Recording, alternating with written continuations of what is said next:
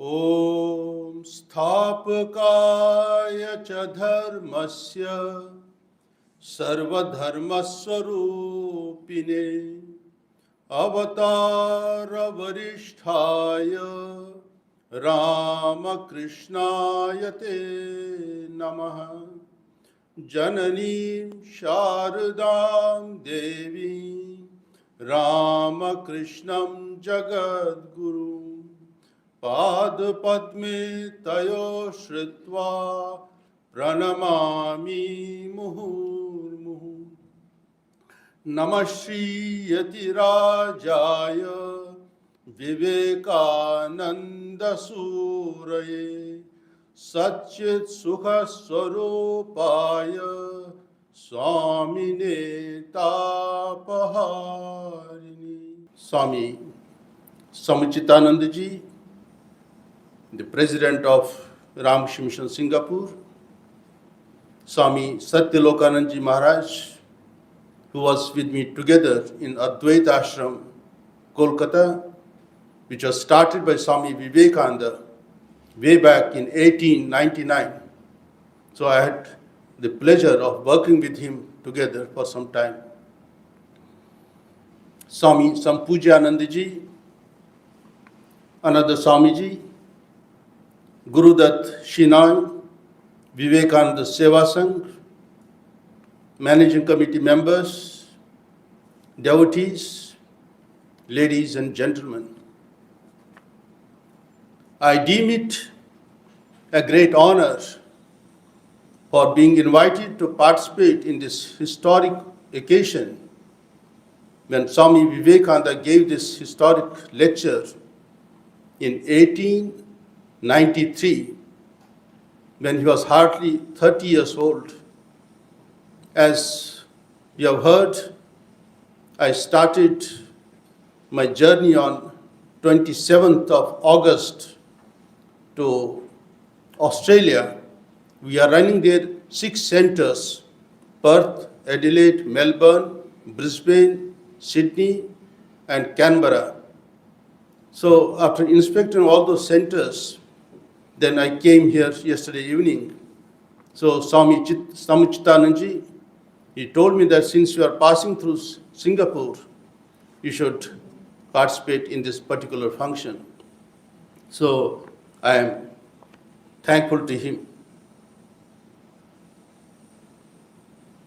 So in 1993, when we celebrated the centenary of Swami Vivekananda's Chicago lectures in all the centers of Ramakrishna Mission, as on date, we have got 320 centers, including sub-centers, in 25 countries. So everybody was wondering, how come a centenary of a lecture is being observed? We have never seen, we have never heard that a centenary of a lecture is being organized. So now we can understand the historic importance of this lecture. So I feel honored that I am able to come and participate in this function. Swami Vivekananda, he delivered this lecture on 11th September 1893. So all of us are very curious to know what happened during these 131 intervening years. Even now also you will find very few people in America and other places, they know about Indian culture, and particularly Swami Vivekananda.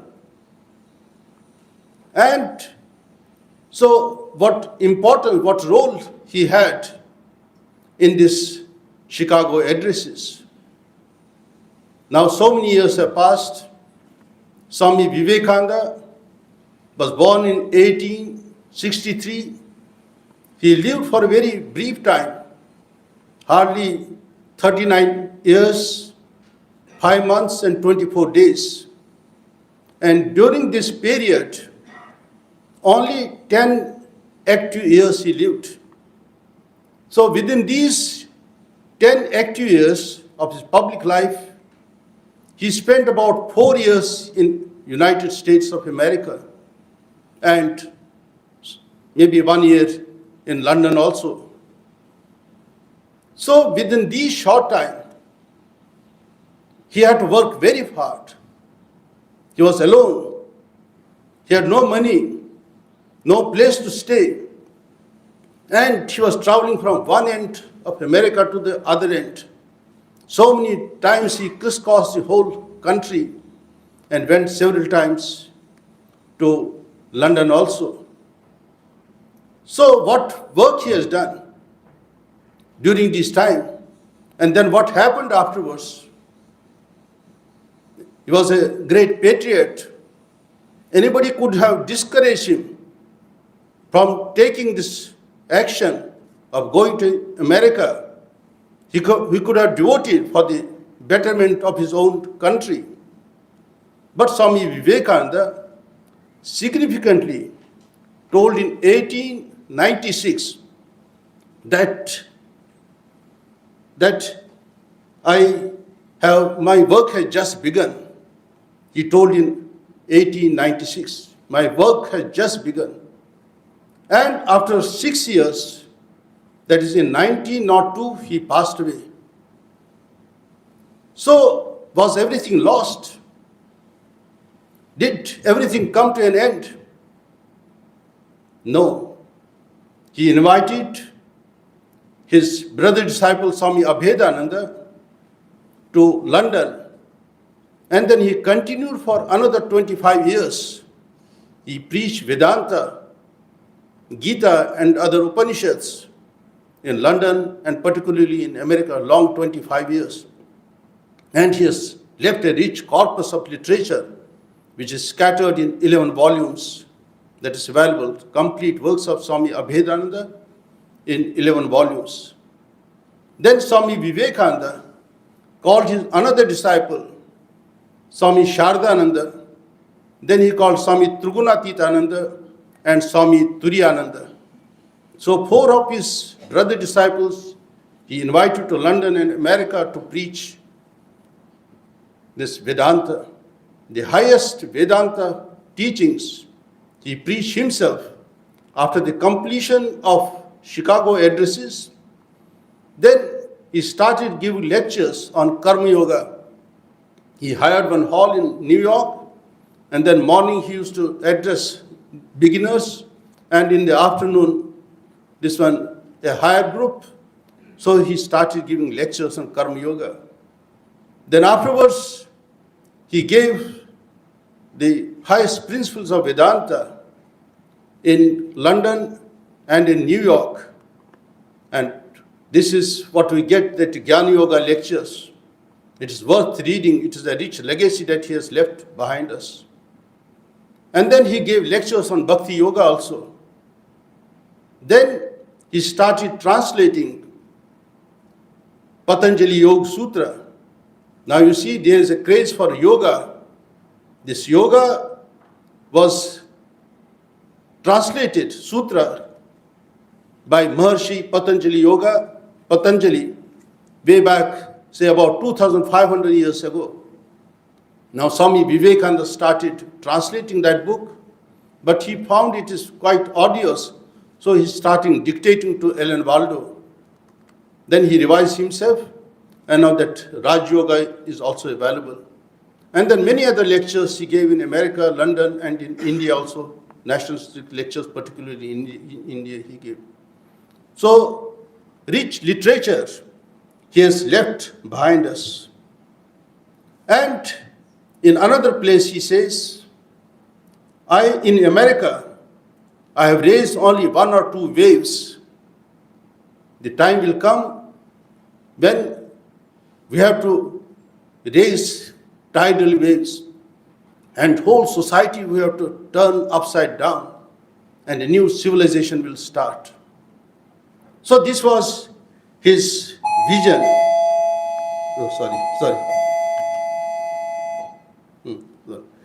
So he didn't give time frame in how many years he is going to do it.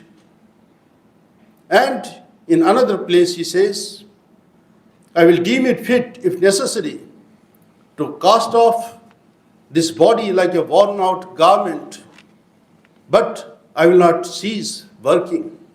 I will go on inspiring people everywhere. So that's why even now also we feel that he's inspiring millions of people everywhere. And we find so many Swamis, they have sacrificed their home and hearth, and so many volunteers and other devotees, they have sacrificed their time, energy, money. They are also working for Swami Vivekananda. In America, still people have no idea how much power has stood behind Swami Vivekananda. Its religious life is changing. That you can palpably feel when you go to America and other places.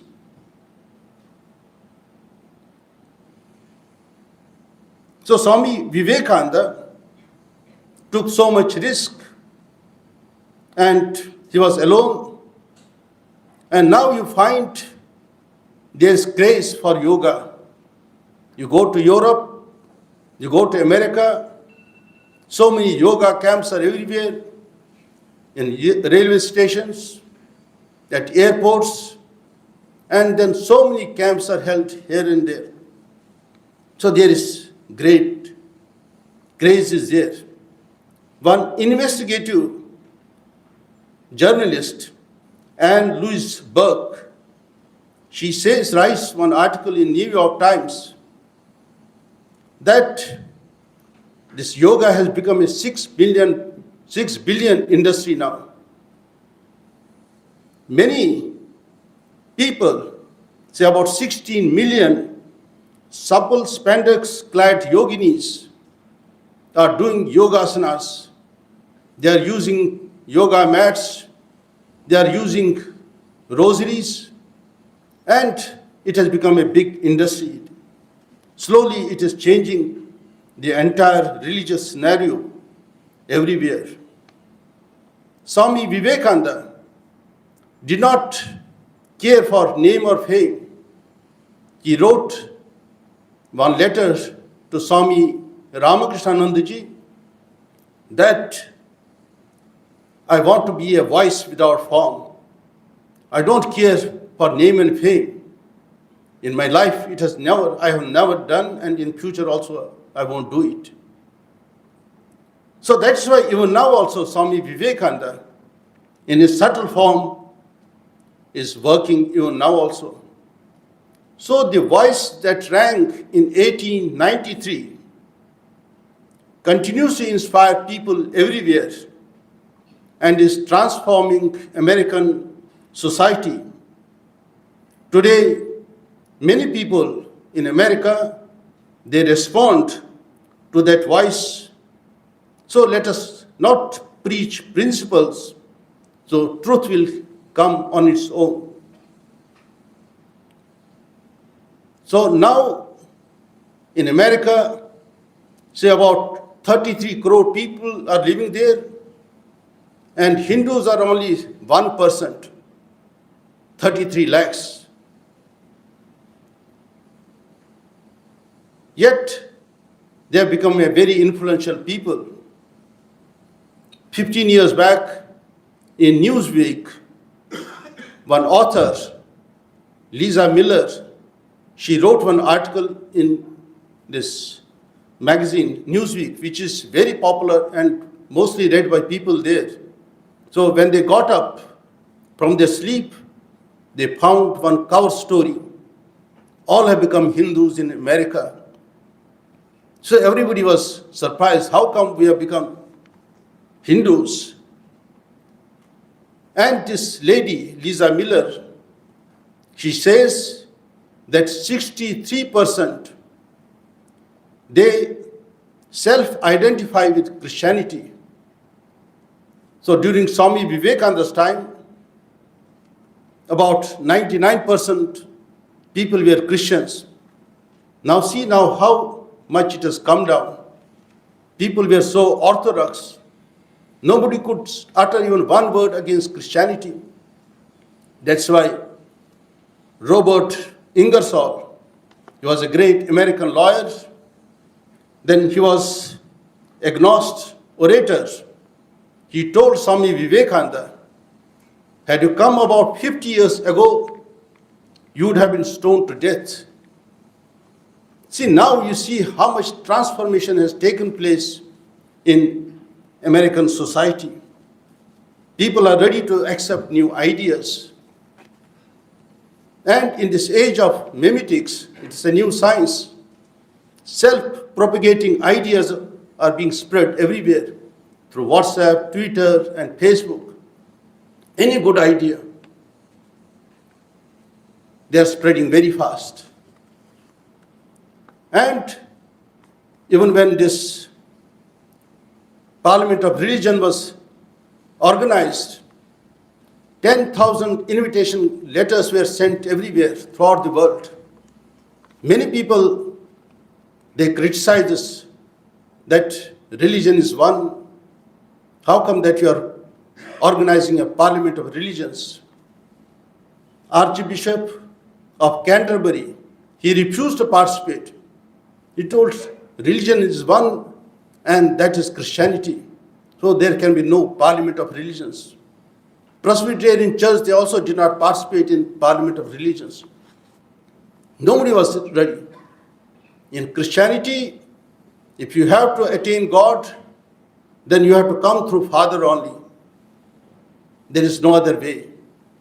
But now more than 70% they believe God can be realized through various paths, through Hinduism, through Islam, through Quran, through Bible, and through other paths also. So this was the great contribution made by Sri Ramakrishna. He proved that God can be seen, and God can be reached through various paths. So in 5,000 years of religion's life, Sri Ramakrishna is the only person who practiced various sadhanas according to Hinduism, then according to Christianity, then according to Islam, and then in the end he says, as many faiths, so many paths. Jato mat, tato path. So this is great contribution to human civilization, which Swami Vivekananda propagated through the portals of Chicago. So that's why people have become very liberal. Now, 70% believe in eternal life. Earlier they used to regard that God lives somewhere in heaven alone, and God is a person. Now most of them, they believe God is penetrating in and through everywhere. It's not just stationed in one person. So much change has taken place. These ideas you find in Hinduism, in our Vedas, in our Upanishads. God is everywhere. So this is another great contribution by Swami Vivekananda. Ekam sat vipraha bahuda vadanti.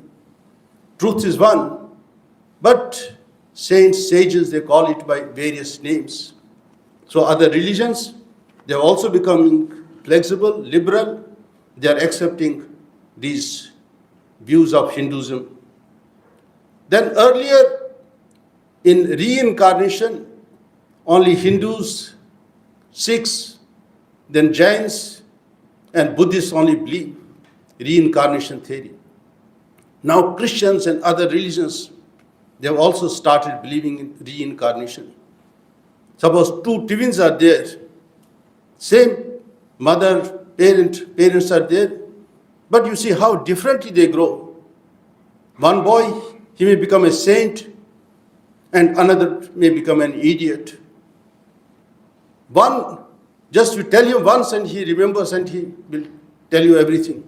But another, you tell him 100 times, even then he is not able to grasp anything. So how do you justify all these things? So this is, we find this explained in the theory of reincarnation, which is being accepted by other religions also. And then God is everywhere, He is omnipotent, and others also now appreciate this one. So this, who caused this dramatic change? It is only through yoga and other Vedanta books preached by Swami Vivekananda in the West. And he is the power behind all these things. Then another thing that I want to share with you, that some years back, one gentleman, Philip Glass, he orchestrated one choral tribute to Sri Ramakrishna. He is America's most celebrated and influential composer. And he was also deeply influenced by the message of Sri Ramakrishna and this orchestral and choral tribute he has made to Ramakrishna. And everybody appreciated it. Earlier, nobody would have done that one. Even now, the President of America, he celebrates Diwali. This you couldn't have imagined earlier. Then in Harvard University, our Swami Tyagananda, earlier Swami Sarvagatananda, they were appointed chaplains. So anybody can, students can come and discuss their religious problems with them. Now another, this Swami Chidekananda, he also goes. And then Swami Medhananda and many others, they are in high demand. Swami Sarvapriyananda, many universities, they call them so that they can, this one, do good to other people also. So like this, lot of changes taking place. When Swami Vivekananda, Sri Ramakrishna, was speaking to his disciples at Dakshineshwar, he will make sure that all the doors and windows are closed so that nobody that hears his message, it should be confined to his disciple. But in course of time, you find that message, the words he uttered to them, pierced the thick walls of the Dakshineshwar room and has spread everywhere. Bhagwan Buddha, after his nirvana, he came to Sarnath and he preached some teachings among his disciples, 5 disciples at Sarnath. Even now also it is a remote place. In those days, nobody knew that place, nobody went that side. And there was no internet, there were no journalists, there was no TV, nothing was there. But see, within 500 years, how the development of Buddhism took place and spread across the continents. So like that, the message of Sri Ramakrishna Vivekananda is spreading everywhere. It is going everywhere. I remember one day Sri Ramakrishna was just talking to his disciples at Panchavati, at Dakshineshwar. Then Keshav Chandra Sen, a powerful Brahmo leader, and Vijay Goswami, both of them come there, and they also heard about Sri Ramakrishna. Keshav Chandra Sen was deeply influenced by Sri Ramakrishna's message. Then he told him, "Sir, if you allow me, I will print this message in my journals and magazines." Sri Ramakrishna was in a high spiritual mood. After some time, he came down to relative life. Then he said, "The message of this place cannot be spread through magazines and journals. When time comes, 100 Himalayas will not be able to obstruct this message." You see now how Sri Ramakrishna's message, Sri Ramakrishna, Swami Vivekananda's message is spreading everywhere. So once again, I express my deep gratitude for being invited to share some of my thoughts here.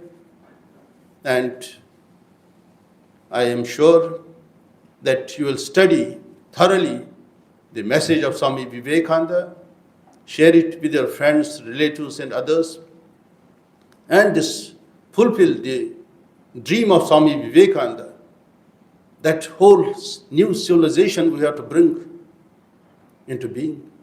With these few words, I thank all of you for being present here. Om Shanti, Shanti, Shanti. Hari Om Tat Sat.